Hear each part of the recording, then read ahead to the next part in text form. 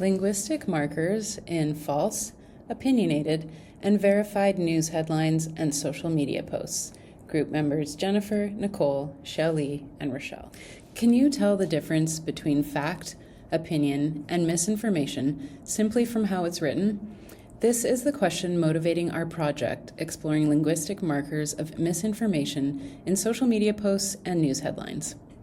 There are specific, measurable differences in the language of factual text, misinformation, and text that expresses opinion or emotion.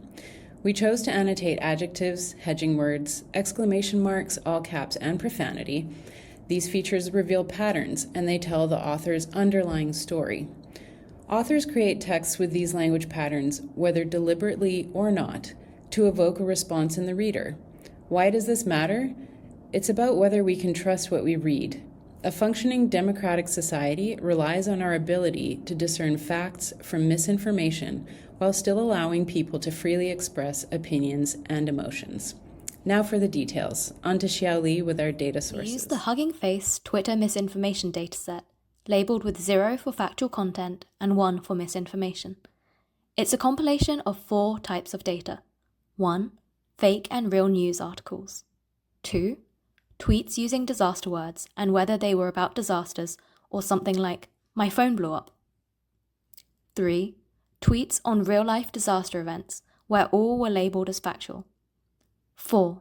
Moomin, the multilingual, multimodal, fact-checked misinformation social network, which consists of claims made on social media that have been professionally fact-checked. We also incorporated web-scraped headlines from Google News with the topic computational linguistics as an example. Over to Nicole. 2 groups that would find our corpus valuable are, first, NLP researchers working on misinformation detection. Our corpus goes beyond basic document labels by tagging specific words and phrases, like hedging language and all caps emphasis, so they can build models that don't just classify a document as misinformation, but identify exactly which words signal low credibility. The potential for our 3-class label system, factual, misinformation, and opinion, also helps models handle the nuanced real-world cases that binary datasets miss. Second, media literacy educators. Our annotated example shows students how misinformation differs from verified reporting, not just in content, but in specific language choices, and how human and AI annotation decisions can differ. Thanks, Nicole. We performed multiple inter-annotator analyses to verify the quality of our human and AI annotations. We used Fleiss's kappa both by annotation tag and overall across all tags. As you can see on the bar charts, human-only Fleiss's kappa scores were higher for 3 out of the 5 categories. The most agreement was on exclamation marks.